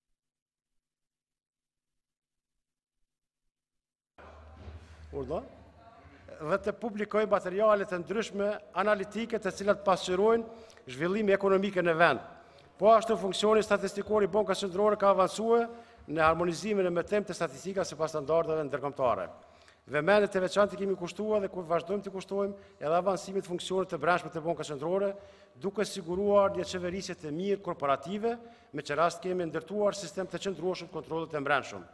Ashtu siç paraqitur edhe në pasyrat financiare të prezantuar në raportin vjetor, performanca financiare e Bankës Qendrore vazhdon të jetë e kënaqshme, duke u karakterizuar me rezultat financiar pozitiv. Për sa i përket bashkëpunimit të jashtëm, dëshiroj të theksoj në veçanti aktivitetin e Bankës Qendrore në fushën e edukimit financiar, përmes të cilës posënojmë të rrisim njohurinë e publikut rreth sektorit financiar. Në rrafshin ndërkombëtar, gjithashtu kemi pozicionuar me sukses Bankën Qendrore të Republikës së Kosovës, duke siguruar kështu përfaqësimin dhe antarësimin e organizatave ndërkombëtare të mbikëqyrjes së pensioneve, në shkrimin e marrëveshjes me kuptim me Autoritetin Bankar Evropian, si dhe për herë të parë është ftuar të marrë pjesë në takimet të rregullta të këtij institucioni, bashkë me autoritetet tjera mbikëqyrëse të rajonit dhe Ballkanit Perëndimor. Në përmbyllje të diskutimit tim dëshiroj t'ju theksoj dhe t'ju falenderoj për vëmendjen dhe t'ju siguroj se Banka Qendrore e Republikës së Kosovës mbetet e përkushtuar që të vazhdojë se realizuar objektivat që dalin nga ligji i Bankës Qendrore, duke zbatuar me përpikëri të gjitha funksionet e saj në shërbim të stabilitetit dhe zhvillimit ekonomik të vendit. Faleminderit. Faleminderit. Në këtë ekspozin tuaj. Zoti Mehmeti, nëse ka pyetje, ullë këtu, s'ka problem. Në qoftë se deputet dëshojnë të bëjnë pyetje, ullë ku të keshë, ministrat janë, kështu që është nderë për neve që të kemë musafirë sot për të në raportu. Fjallën e ka zonja Safeta Adërgjonaj në emër të Komisionit për Bugjet dhe Financa. Faleminderit nën kryetar, i nderuar i guvernator, të nderuar kolegë deputet. Komisioni për Bugjet dhe Financa e ka shqyrtuar raportin vjetor të Bankës Qendrore të Republikës Kosovës për vitin 2017. Raporti i Bankës Qendrore ka qenë në harmoni me ligjin për Bankën Qendrore të Republikës Kosovës, është dorëzuar me brenda afatit ligjor në komision. Raporti i Bankës Qendrore të Kosovës ofron të gjitha të dhënat për gjendjen ekonomike në përgjithësi për ekonominë e Kosovës që përfshin sektorin real, sektorin fiskal, sektorin e jashtëm dhe sektorin financiar, duke përfshirë dhe mbikëqyrjen e institucioneve financiare dhe institucioneve tjera të licencuara nga Banka Qendrore e Kosovës. Përveç kësaj, raporti përmban shënimet e siguruara për autoritetin, komunitetin financiar dhe publikun, si dhe për zhvillimet e brendshme dhe bashkëpunimin rajonal dhe ndërkombëtar që ka pas Banka Qendrore për operacionet dhe punën e Bankës Qendrore gjatë vitit financiar që ka përfunduar, objektivat e politikave të saj dhe ngjarjet që kanë ndikuar në ekonominë e Kosovës, si dhe një parashikim mbi ekonominë në vitin vijues. Komisioni për Bugjet dhe Financa ka shqyrtuar raportin dhe ka vlerësuar se i njëjti përmban të dhënat dhe informatat që kërkon ligji për Bankën Qendrore të Republikës Kosovës dhe i ka rekomanduar Kuvendit që ta miratoj këtë raport. Faleminderit. Fjalën e ka zoti Blerim Kuqi. Faleminderit kryesues. Para fillimisht si grup parlamentar po deklarojmë se do të votojmë raportin e Bankës Qendrore të Kosovës për vitin 2017. Po ashtu e falenderojmë zotin Mehmeti për një paraqitje mjaft të gjerë të këtij raporti edhe në këtë seancë. Sigurisht që bazohemi edhe në rekomandimin e Komisionit për Bugjet edhe Financa, siç e tha edhe zoja Adërgjonaj. Po ashtu ne konsiderojmë se ky raport përmban elemente të rëndësishme dhe në një mënyrë është një udhërrëfys i mirë për qeverinë e Kosovës për hartimin e politikave zhvillimore. Pra një bazament i të dhënave të duhura për hartimin e politikave zhvillimore. Duke pasur parasysh këtë çështje edhe duke pasur parasysh që ministri aktual i financave ka qenë udhëheqës i këtij institucioni të rëndësishëm, që ai së paku do ta ketë parasysh këtë raport për të hartuar edhe buxhetin e Republikës Kosovës, si edhe kornizat afatmesme buxhetore 2019-2021. Ne do të mësohemi si institucion që duhet të bazohemi në dhënat që i kanë institucionet kaq të rëndësishme çfarë është BÇK-a. Pra, ky është një bazament shumë i mirë për të hartuar politika zhvillimore për vendin. Qofse qeveria jonë, qofse ministri aktual, ministri Hamza, do të bazohet në këtë raport, atëherë do të ketë shumë ma lehtë për të propozuar një buxhet për vitin 2019, e sidomos për kornizat afatmesme buxhetore. Ju falenderit. Falenderit. Fjalën e ka zonja Adërgjonaj. Falenderit nën kryetar, të nderuar deputet. Dëshiroj të falenderoj shumë guvernatorin e Bankës Qendrore të Kosovës për këtë prezantim të detajuar të cilin e bëri sot këtu për aktivitetet e Bankës Qendrore të Kosovës gjatë vitit 2017, po ashtu për ofrimin e një raporti gjithëpërfshirës që neve si deputet na lehtëson shumë monitorimin e punës së këtij institucioni. Para së gjithash, raporti vjetor i Bankës Qendrore të Kosovës konstaton se sistemi financiar në vend ka një shkallë të kënaqshme të stabilitetit, i cili nënkupton se Banka Qendrore me sukses po zbaton objektivin primar të saj, që është ruajtja stabilitetit financiar. Kjo për ne është shumë domethënëse sepse stabiliteti i sektorit financiar nuk nënkupton vetëm qëndrueshmërinë e vetë institucioneve financiare, por është një shtyllë shumë e rëndësishme e stabilitetit të përgjithshëm makroekonomik. Sipas raportit të Bankës Qendrore të Kosovës, vrem pra se ka një performancë të mirë bazuar në obligimet ligjore që ka ky institucion për nxitjen dhe mbajtjen e sistemit financiar stabil. Banka Qendrore e Kosovës ka licencuar, por edhe ka mbikëqyrë institucionet financiare, siç janë bankat komerciale, sektorin e sigurimeve, sektorin pensional, sektorin e mikrofinancave dhe institucionet tjera financiare jo bankare. Banka Qendrore e Kosovës ka arritur të përgatisë dhe të publikojë analiza ekonomike mbi ekonominë e Kosovës, ku shohim se ekonomia e Kosovës ka pasur rritje ekonomike prej 3.7%, që është gjeneruar kryesisht nga rritja e investimeve, si dhe nga përmirësimi i pozicioneve neto eksporteve si rezultat i rritjes së eksportit të mallrave dhe sidomos rritjes së eksportit të shërbimeve. Bazuar në shifrat e publikuar të Bankës Qendrore të Republikës Kosovës, sipas qasjes së prodhimit, rritja ekonomike në vitet për të cilat raportohet ishte kryesisht rezultati i rritjes së vlerës së shtuar të aktivitetit të sektorit financiar, sektorit të ndërtimtarisë dhe sektorit të tregtisë. Edhe se sektori jashtëm është karakterizuar me zvoglim të deficitit të llogarisë rrjedhëse prej 425 milion euro, ka pasur një rënje prej 9% si rezultat i rritjes së bilancit pozitiv të shërbimeve, llogarisë të ardhurave parësore dhe dytësore. Prap deficiti i tregtisë së jashtme në mallra ka pasur rritje prej 7.6%, duke arritur vlerën në 2.7 miliard euro. Ky deficit i lartë është mbuluar përmes të ardhurave dytësore, të cilat paraqesin një të ardhur të pasigurt në të ardhmen, siç janë remitencat, që janë kategoria më e madhe në kuadër të llogarisë dytësore. Remitencat kanë pasur rritje për 9.9%, që ka arritur një vlerë për 759.2 milion euro, kurse investimet e huaja direkte kanë shënuar po ashtu rritje në vitin 2017, që vlen për të vlerësuar, për arsye se nga të dhënat e vitit 2015-2016 kemi pasur një tendencë të rënjes së investimeve të huaja direkte, kurse në vitin 2017 këto investime janë rritë për 30.8%, duke arritur vlerën e 287.8 milion euro.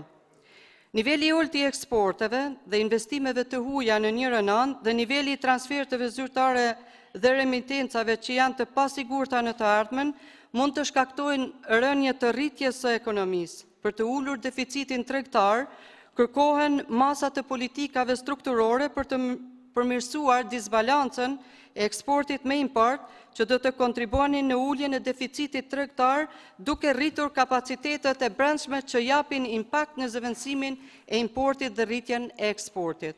Duke pasur kujdes që në ekonominë tonë të tregut, me qenë se jemi përcaktuar për ekonomi të tregut, megjithatë nuk është e frytshme përpjekja për të paksuar konsumin e bazuar në mallrat e importit, por do të ishte shumë e dobishme çdo përpjekje për të zëvendësuar importin me prodhimin vendas, të paktën të së njëjtës cilësi, jo duke vendosur pengesa, por duke bërë zëvendësimin e qëndrueshëm të importeve me ristrukturimin e ekonomisë dhe krijimin e një klime të përshtatshme për biznesin privat që janë konsistent në nxitjen e eksportit.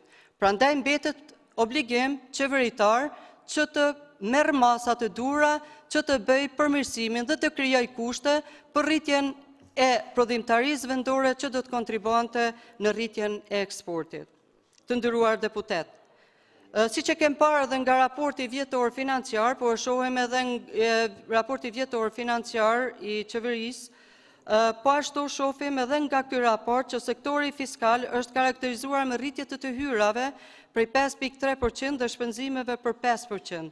Borxhi publik, si përqindje e bruto produktit vendor, është 16.6%, që siç është diskutuar me shumë herë edhe në këtë sallë të këtij kuvendi, ka pasur rritje për 2% krahasuar me vitin 2016 që ka qenë 14.6%.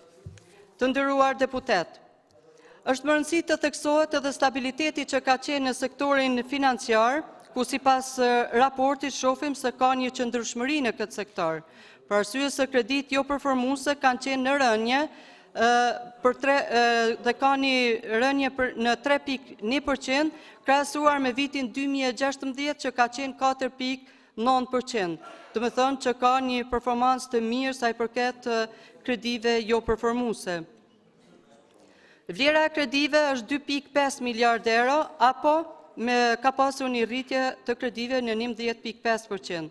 Rritja e kredive ka qenë kryesisht për sektorin e tregtisë, ku ka pas rritje prej 26,2%, bujqësisë 13,4% dhe të prodhimit 9,3%.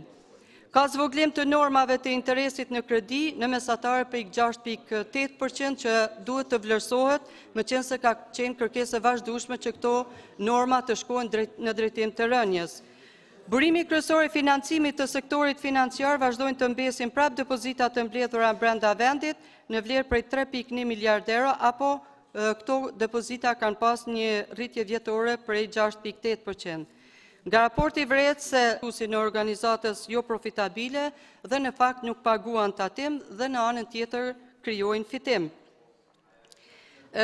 Këto institucione kanë rritur vlerën e kredive, sidomos në këtë vitin e fundit, dhe çka është më keqja, këto institucione japin kredi ekonomive familjare të cilat janë në nevojë, janë në gjendje të vështirë financiare, por norma e këtyre kredive është shumë e lartë dhe sipas raportimeve të Bankës Qendrore është 22,6%. Mbetet obligim i këtij kuvendi që të punojë intensivisht në përmirësimin e ligjit për institucionet mikrofinanciare, që të rregullojë statusin e institucioneve financiare, që këto institucionet mos kenë status të përfituesit publik, por të funksionojnë si mikrofinanca dhe të mbikëqyren nga Banka Qendrore. Grupi parlamentar i Partisë Demokratike me kujdes e ka shqyrtuar raportin dhe ka dhënë rekomandimin që të miratohet një raport i tillë dhe ftoi të gjithë deputetët e parlamentit që ta miratojnë raportin e Bankës Qendrore të Republikës Kosovës. Faleminderit. Derit, zoti Hoti ka fjalën.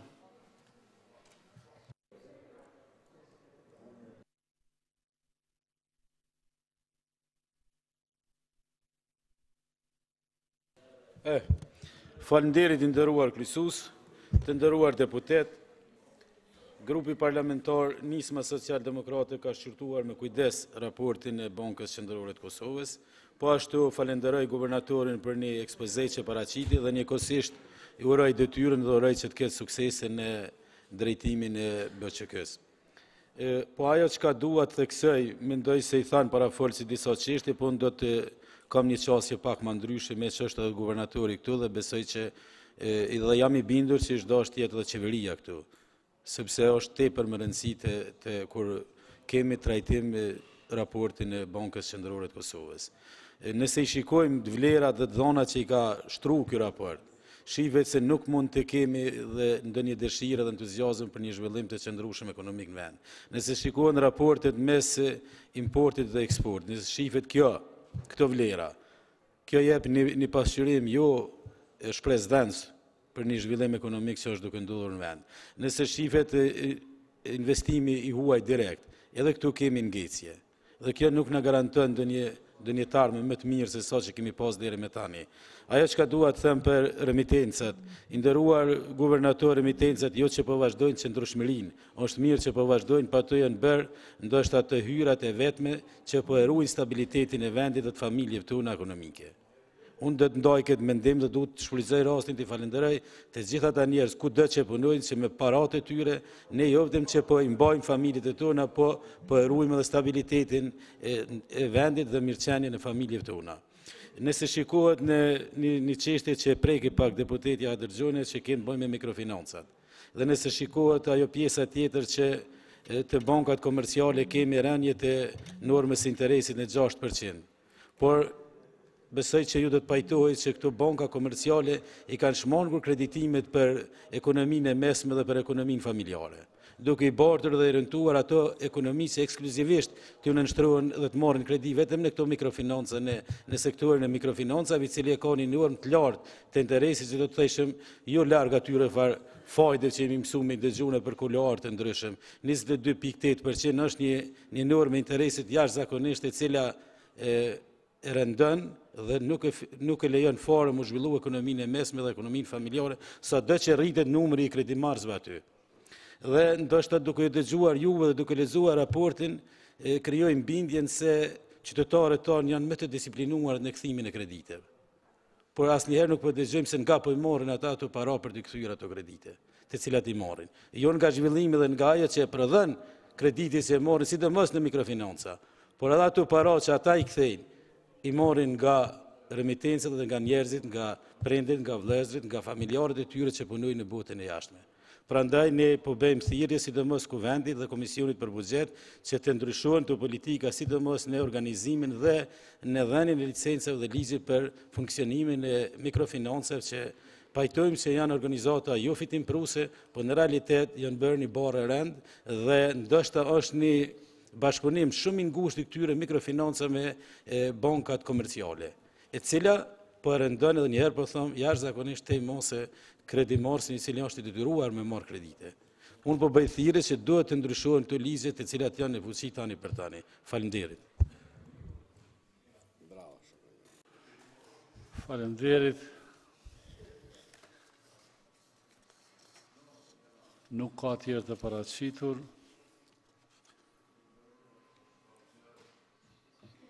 Besoj që këto sugjerimet me po dyshoj e s'po dyshoj, ose ka argumente ose s'ka argumente, prandaj besoj që edhe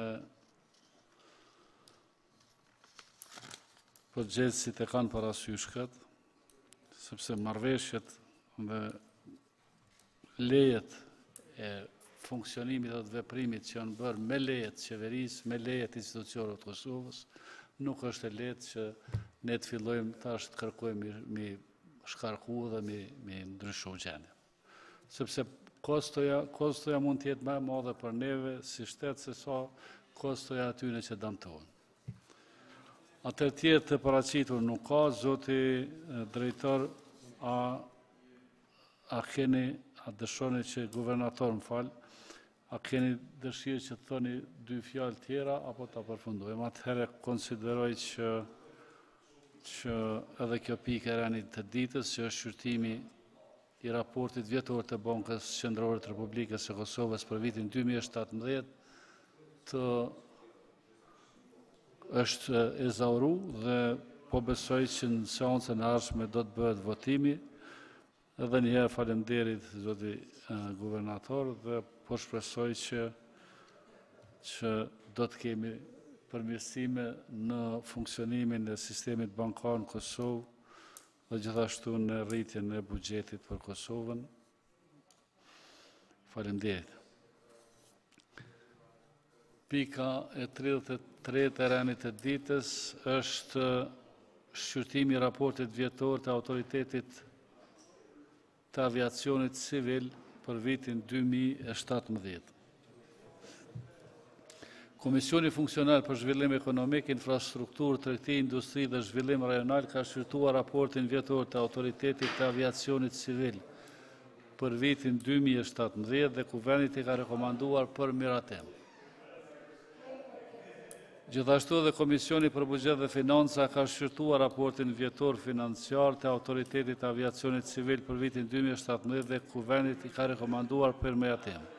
Ftoj kryetarën e Komisionit për Zhvillim Ekonomik, zonjën Sala Berisha Shala, për arsyetimin e raportit të Komisionit Funksional. Zonja Berisha, keni fjalë. Faleminderit nën kryetar, përshëndetje të nderuar kolegë deputet dhe autoritetit të aviacionit civil duhet i përgatis Kuvendit një raport gjithë përfshirës vjetor. Komisionin në mbledhjen e bajtur pra me 16/5/2018 shqyrtoi raportin vjetor të punës për vitin 2017, të cilin e paraqiti para deputetëve drejtori i aviacionit civil.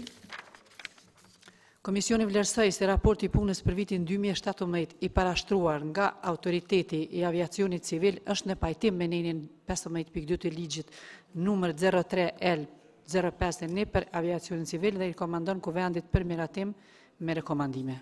Faleminderit. Faleminderit. Në emër të Komisionit për Buxhet dhe Financa, zonja Safeta Dërgjona e ka fjalën.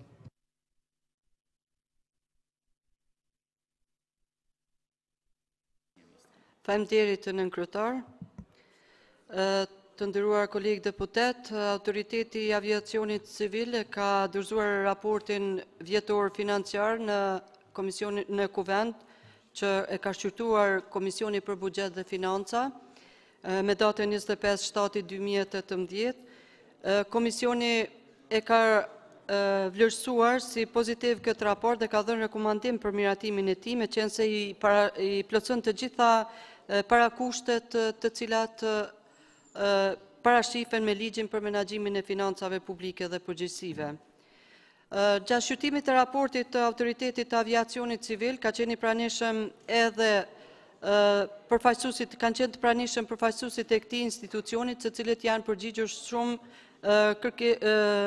çështjeve të cilat kanë qenë në fokus të interesimit të anëtarëve të Komisionit për Buxhet dhe Financa. Buxheti fillestar i ndarë për Autoritetin e Aviacionit Civil ka qenë në shumën prej 925.000 eurove, ndërsa buxheti përfundimtar ka qenë në vlerë prej 873.762 euro, kurse buxheti i shpenzuar ishte 839.594 euro, apo buxheti i këtij institucioni është shpenzuar 96%. Buxheti i shpenzuar sipas kategorive ekonomike ka qenë për paga dhe meditje, si zakonisht këto institucionet e pavarura i shpenzojnë 100%, për mall dhe shërbime 88%, kurse për shpenzime komunale 98.47%. Autoriteti i Aviacionit Civil është një autoritet që realizon edhe të hyra. Ky institucion ka realizuar të hyra prej 1.865.064 euro. Komisioni për Buxhet dhe Financa ka rekomanduar që ky raport financiar të përkrahet nga Kuvendi dhe rekomandojmë që të votohet për. Faleminderit. Zonja Berisha kërkon fjalën në emër të grupit me siguri. Fjalën e ka zonja Berisha. Tani po shfrytëzoj rastin të them ja 2-3 fjalë në emër të grupit parlamentar të Partisë Demokratike të Kosovës dhe që në fillim në emër të PDK-s shprehim mbështetjen tonë për raportin vjetor të punës e Autoritetit të Aviacionit Civil. Autoriteti i Aviacionit Civil është një nga regulatorët më të rëndësishëm në gamën e regulatorëve dhe institucioneve të pavarura të Kosovës, të cilat i përgjigjen Kuvendit të Kosovës. Ai rregullon një nga sektorët të cilët Kosova është konsideruar vazhdimisht me një përparësi krahasuese, edhe pse në një treg ose në një mes jashtëzakonisht të vështirë, duke pas parasysh se ka shumë aeroporte përreth vendit, të cilat i bojnë konkurrencë aeroportit ndërkombëtar Adem Jasharit të Prishtinës, ndërkohë që ky autoritet që i përgjigjet Kuvendit e kryen jashtëzakonisht mirë punën e vet dhe vlen të përmendet se është një raport gjithëpërfshirës i cili ndër vite është mbështetur vazhdimisht pa asnjë kundërshtim nga anëtarët e komisioneve të cilët përfaqësojnë subjektet politike në komision parlamentar. Risi të ky autoritet, për dallim nga autoritetet tjera, është se deputetëve ju dërgon për çdo muaj buletinin informativ të punës së Autoritetit të Aviacionit Civil, kështu që kanë mundësi të njoftohen edhe deputetët rreth punës së këtij autoriteti.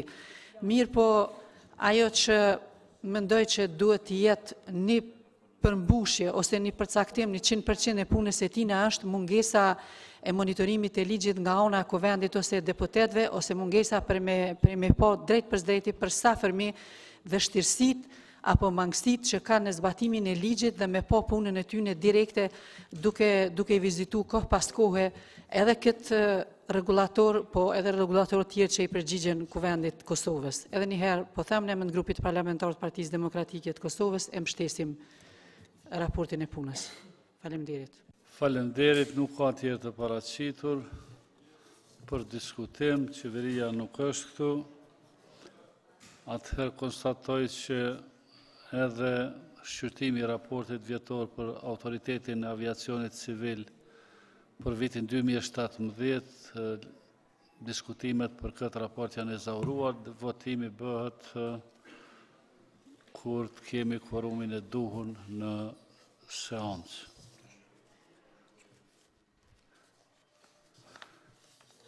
Kemi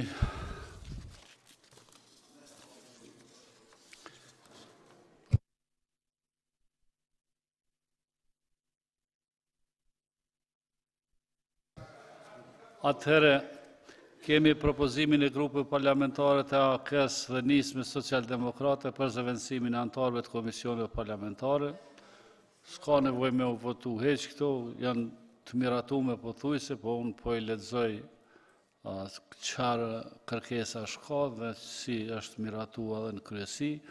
Grupi parlamentari AKS ka propozuar zëvendësimin e anëtarëve të komisionit parlamentar si në vim. Deputetja Emilia Regjepi propozohet anëtare e Komisionit për mbikëqyrjen e financave publike në vend të deputetit Ahmet Isufi. Grupi parlamentar i Nisme Socialdemokrate ka propozuar zëvendësimin e anëtarëve në komisionet parlamentare si në vim. Deputeti Etem Arifi propozohet anëtar në Komisionin për Bujqësi, Pylltari, Zhvillim Rural, Midis dhe Planifikim Hapësinor në vend të deputetit Enver Hoti. Deputeti Veton Berisha propozohet dhe miratohet anëtar në Komisionin e Zhvillimit Ekonomik, Infrastrukturë, Tregti, Industri, Zhvillim Rajonal në vend të zotit Bilal Sherifi. Deputeti Veton Berisha propozohet anëtar në Komisionin për të drejtat e njeriut barazi gjinore për personat e pagjetur dhe peticione në vend të deputetes Albulena Balaj Halimaj. Deputeti Etem Arifi propozohet anëtar në Komisionin për mbikëqyrjen e financave publike në vend të deputetit Zafir Berisha. Deputeti Zafir Berisha propozohet anëtar në Komisionin për mbikëqyrjen e Agjencisë e Kosovës për Inteligjencë në vend të deputetit Haxhi Shala. Kjo është ezauruar, do të thonë gjithçka është përfunduar dhe ju uroj gjithëve që të filloni me angazhimet e juve në komisionet përkatëse.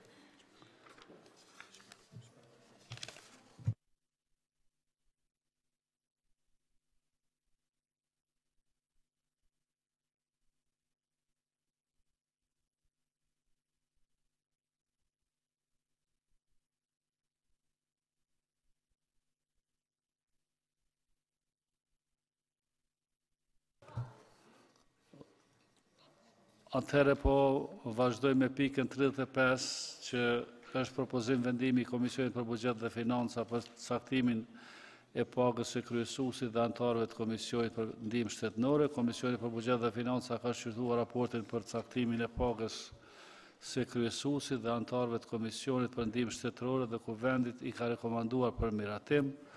Ftoj kryetaren respektivisht zëvendës kryetaren e Komisionit për Buxhet dhe Financa zonin Adërgjonaj që të paraqes dhe arsyetoj propozim vendimin. Zonja Adërgjonaj, e keni fjalën.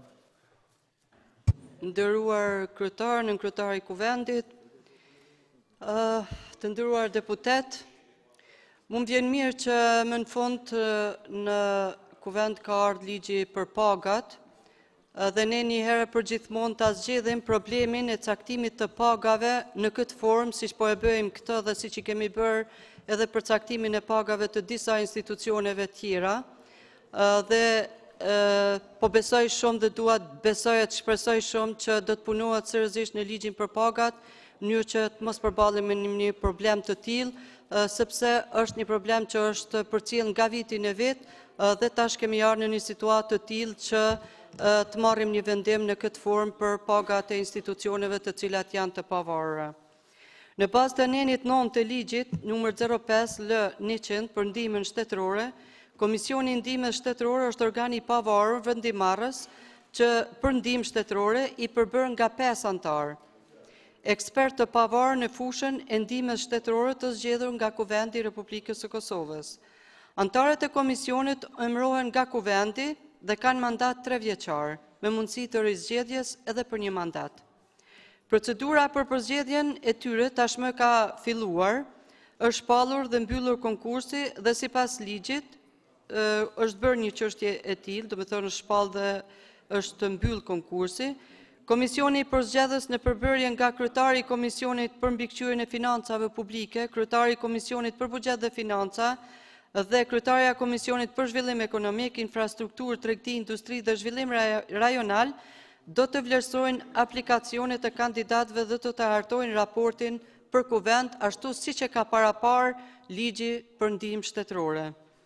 Duke u bazuar në ligjin për ndihmë shtetërore, Komisioni për buxhet dhe financa, në cilësinë e komisionit funksional, në mbledhjen e mbajtur me datën 4 korrekt 2018, pasi që diskutoi për nevojën e përcaktimit të pagës për kryesuesin dhe antarët e këtij komisioni, si parakusht për shpalljen e konkursit dhe për zgjedhjen e tyre, i propozoi Kuvendit që me vendim të caktoj nivelin e pagës për kryesuesin në shumë prej 1.145 euro bruto në muaj dhe antarët e komisionit 1.044 euro bruto në muaj. Vendimi i Kuvendit për nivelin e pagave duhet të fillojë të zbatohet nga data e emërimit të këtyre antarëve nga Kuvendi i Kosovës, respektivisht nga data e përzgjedhjes së kryesuesit nga vetë antarët e komisionit dhe vendimi të jetë i vlefshëm deri në miratimin e ligjit përkatës për pagat, i cili rregullon edhe pagat e funksionarëve të lartë publik. Buxheti për pagat e tyre duhet të sigurohet nga Kuvendi i Kosovës nga kategoria e subvencioneve dhe transfereve, përmes ndarjeve shtesë buxhetore që të duhet të bëhej nga Ministria e Financave, ndërkaq selia punës së këtij komisioni do të duhet të jetë në objektin e Ministrisë së Financave pranë Departamentit për ndihmë shtetërore, i cili organ vepron në kuadër të Ministrisë së Financave dhe siguron asistencë profesionale dhe administrative për komisionin në lidhje me veprimet ligjore për ndihmën shtetërore në përputhje me ligjin për ndihmë shtetërore. Sa për informacion të deputetëve të këtij kuvendi, Komisioni për buxhet dhe financa me rastin e propozimit të nivelit të pagave të antarëve të Komisionit për ndihmë shtetërore ka marrë si model krahasimi mesatarën e pagave të 2 agjencioneve të Autoritetit Kosovar të Konkurrencës dhe organit shqyrtues të prokurimit, puna të cilëve është pak a shumë e ngjashme me anë edhe me këtë komision. Rekomandojmë që Kuvendi i Republikës Kosovës ta bëjë miratimin e këtij propozim vendimi dhe të krijohet mundësia e kryerjes së procedurave të konkursit ashtu siç e ka parapar ligji për ndihmë shtetërore. Faleminderit. Faleminderit. Qeveria nuk ka përfaqësues. Grupet parlamentare nuk janë paraqitur për të diskutuar. Prandaj konstatoj që edhe kjo pikë e rënit të ditës si diskutim është e zauruar. Momentin që të ketë quorum do të votohet.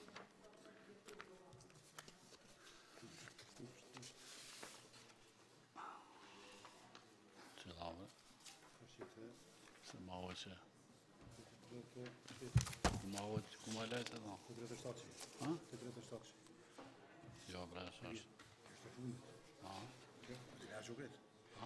Po, ta na mi harxhu për thua?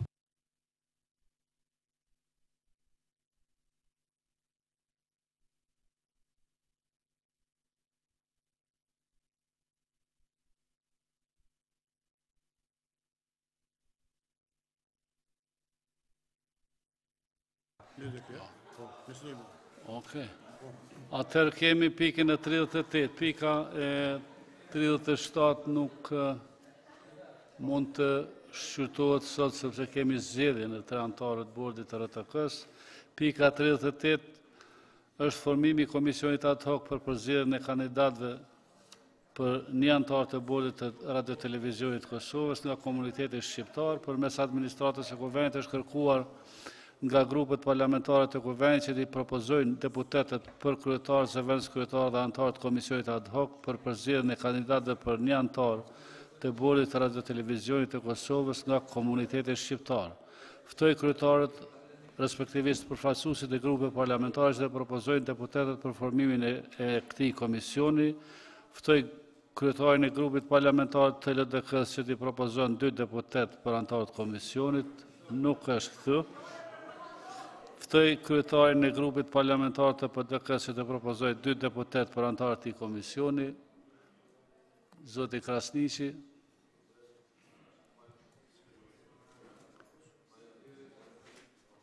Faleminderit, i nderuar kryesues. Grupi parlamentar i PDK-s tashmë ka proceduar emrat, antarë do të jenë nga ana ynë deputeti Andin Hut dhe deputeti Evgjeni Thaçi Dragusha. Faleminderit. Grupi parlamentar i Lëvizjes Vetvendos që ka propozuar i ka antarët Valon Ramadani dhe Adem Mikullovci. Grupi parlamentar i PSD-s ka propozuar për antarët Komisionit Zonës Shqipe Pantina. Grupi parlamentar i AK-s duhet ta propozoj një deputet për zëvendës kryetar të parë të komisionit. Zoti Sufi, e keni fjalën? Grupi parlamentar i AK-s e propozon Rasim Selmanin.